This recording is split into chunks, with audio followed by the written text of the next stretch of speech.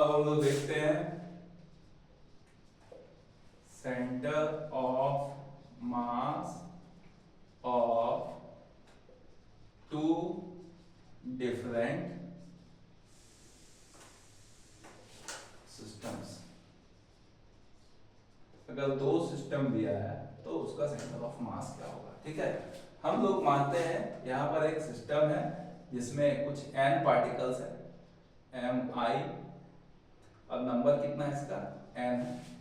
ठीक है, और या ऐसा कुछ भी हम लोग इसको लिख सकते हैं कि sigma mi equals to m1। ठीक है, और दूसरा सिस्टम हम लोग ले लेते हैं जिसका सिग्मा mi इक्वल्स टू कुछ आ रहा है m2। ठीक है, और इस m1 का सेंटर ऑफ मास r1 है। ठीक है, और इस सिस्टम का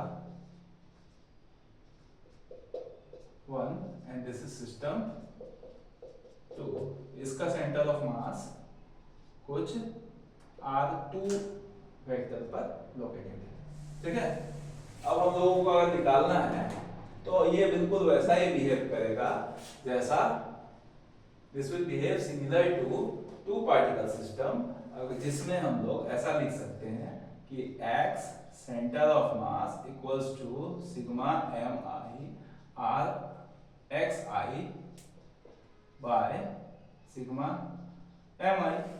ठीक है, और ये बन जाएगा आपका m1 x1 plus m2 x2 bye m1 plus m2। ठीक है, अभी हम लोगों ने दोनों में से किसी भी सिस्टम का सेंटर ऑफ मास और ये पर नहीं लिया है। इस पोजीशन वेक्टर का मान हम लोगों ने कुछ लिया है x1 y1 और z1। ठीक है, और इसका हम लोगों ने जो सेंटर ऑफ मास लिया है इस सिस्टम का, उसका हम लोगों ने कोऑर्डिनेट लिया है x2 y2 और z2। ठीक है, अब हम लोग देख रहे हैं इसमें y centre of mass equals to हो जाएगा sigma mi yi by sigma mi। This becomes m1 y1 plus m2 y2 by by m1 plus m2। Similarly z निकालेंगे कोऑर्डिनेट तो उसका आएगा mi zi by sigma mi। This m this side असल में ये सारा कैपिटल है। ठीक है, दोनों सिस्टम का हम लोग निकालना है